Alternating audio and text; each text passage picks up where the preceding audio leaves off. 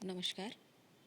BA part first Indian music paper 2 में आज हम बात करेंगे नृत्य की शैलियों के बारे में जानकारी।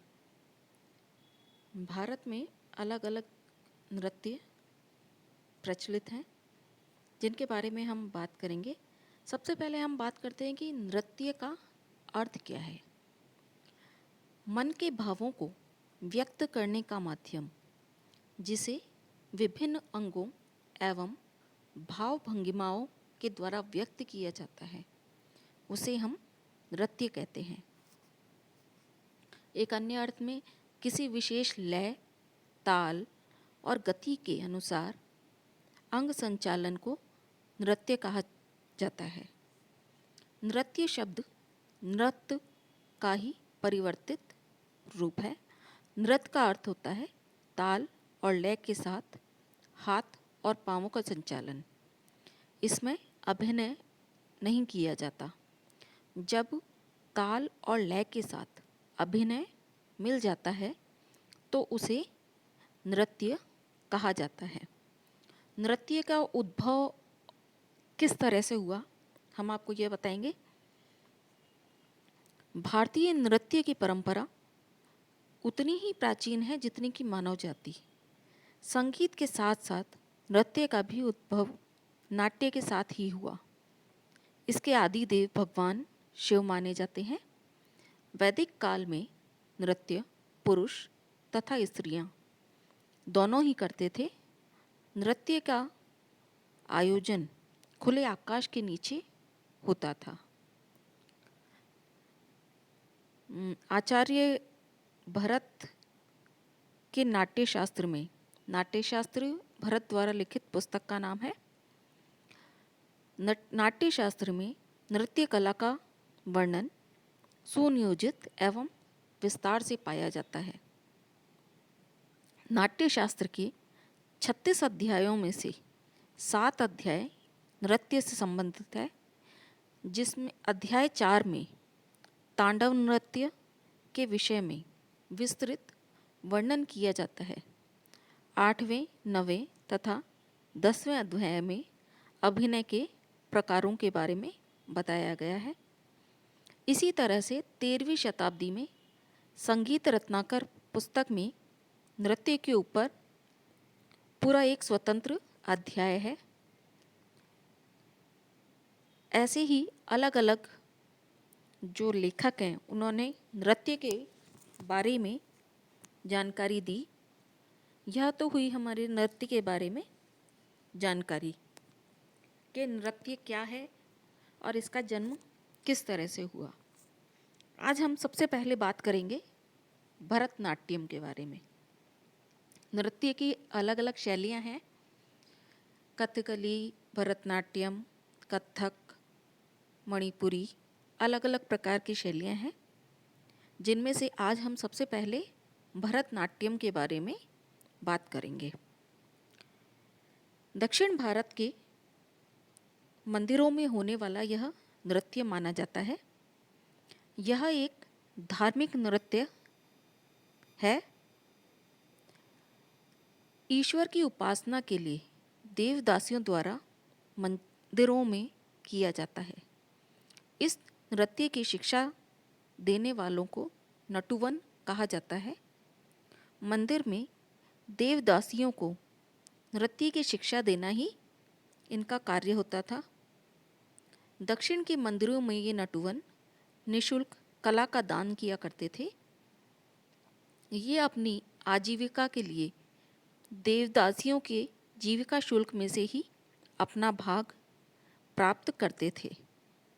इस नृत्य की मुद्राओं का अनेक मंदिरों में भी चित्रण पाया जाता है। ऐसा माना जाता है कि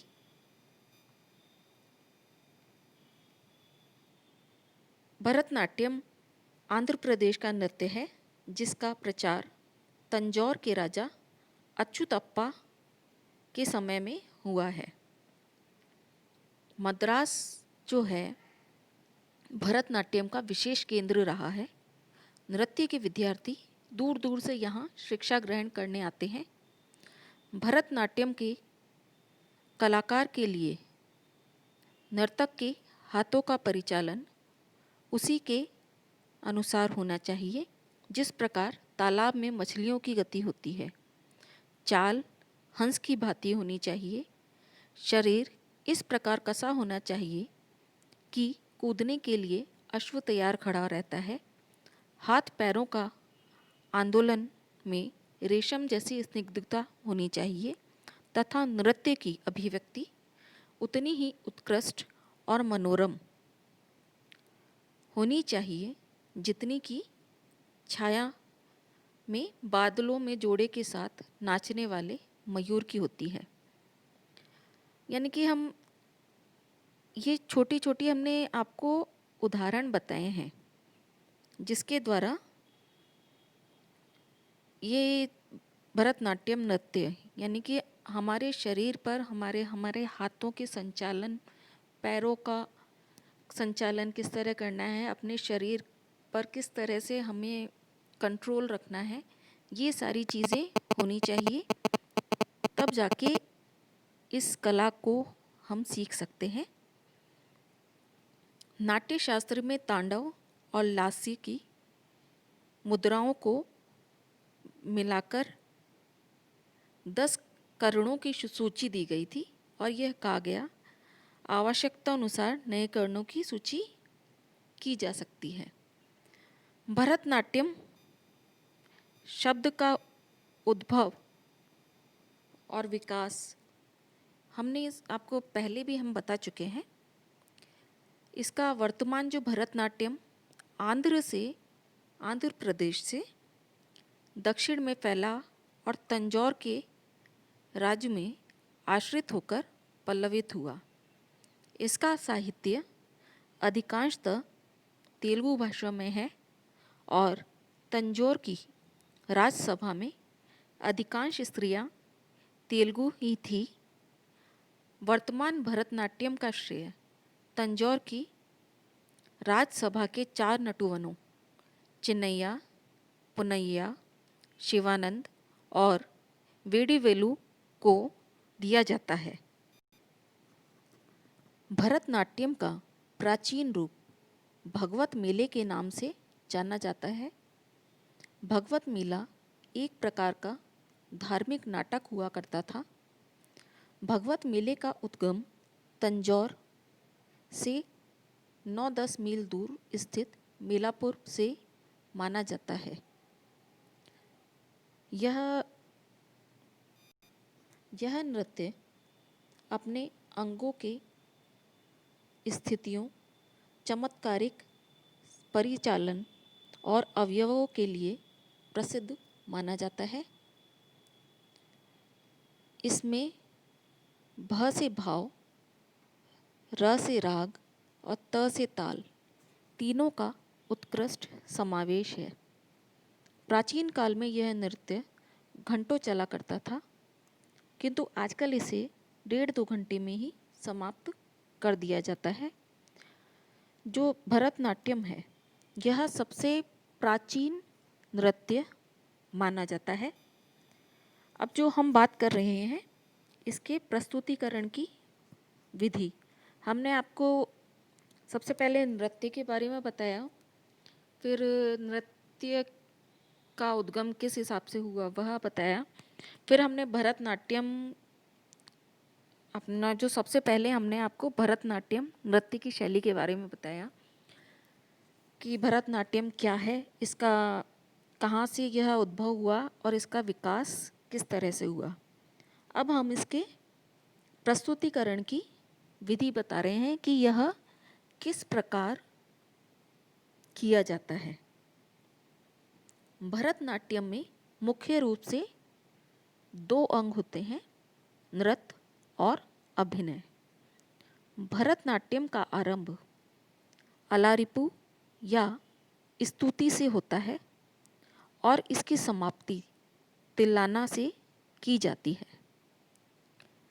अलारिपू दक्षिण के अल रिम्पू का अपभ्रंश माना जाता है। इसका अर्थ है फूलों से सजना। इस भाग में नर्तकी अपने पैरों को मिलाकर तथा दोनों हाथ सिर पर जोड़कर खड़ी हो जाती है और उसके पश्चात आँख और हाथों की सहगतिक चेष्टाएं आरंभ करती है।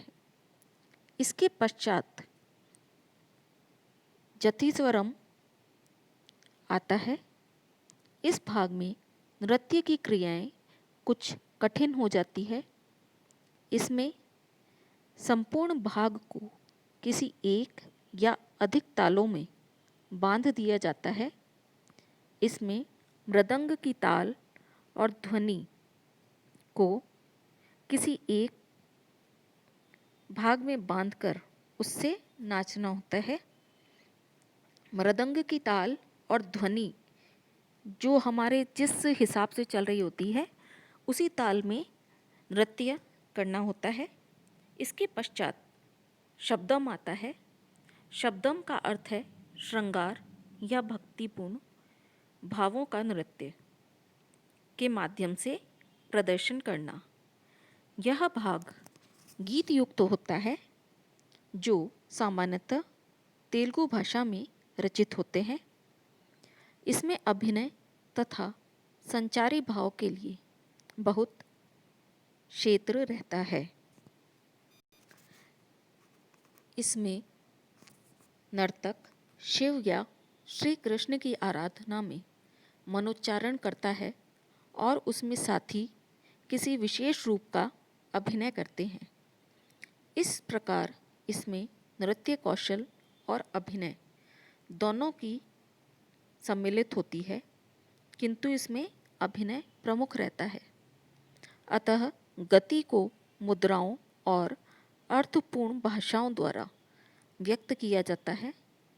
इसके बाद वर्णम वर्णम नामक अंग का प्रकार किया जाता है, जो इस नृत्य का सबसे महत्वपूर्ण अंग माना जाता है। यह नृत्य और अभिनय का सुंदर सम्मिश्रण प्रस्तुत करता है। यह अकेला भाग ही 1 घंटे से अधिक चलता है। इसमें नर्तक मुख्य रूप से अपनी कला कौशल को प्रदर्शित करता है। इसके पश्चात जावली और तिल्लाना का स्थान आता है। तिल्लाना इस नृत्य का वह रूप अथवा अंग है जिसमें तालबद्ध पैर चलाना मुख्य है। इस भाग में भरतनाट्यम की सभी सूक्ष्मताओं, भावों और कला कौशल का प्रदर्शन किया जाता है। इस प्रकार यह नृत्य पूर्णतया शास्त्रीय नियमों का पालन करते हुए लगभग 3 घंटे तक चलता है। इस तरह से आज हमने आपको नृत्य क्या है, नृत्य का उद्भव किस तरह से हुआ, फिर भरतनाट्यम जो नृत्य की शैली है उसका उद्भव एवं विकास किस प्रकार हुआ, उसके कहाँ से हुआ, किस तरह सीखा जाता है, इसमें क्या क्या प्रयोग होता है और इसके प्रस्तुतिकरण की विधि के बारे में हमने जाना। अगले वीडियो में हम भरतनाट्यम में प्रयुक्त होने वाले वाद्य और इनके रंगमंच एवं वेशभूषा के बारे में बात करेंगे। अगर आपको कुछ समझ नहीं आए तो प्लीज़ कमेंट बॉक्स में आप लिखकर भेजिएगा और इस वीडियो को लाइक एंड सब्सक्राइब कीजिएगा। धन्यवाद।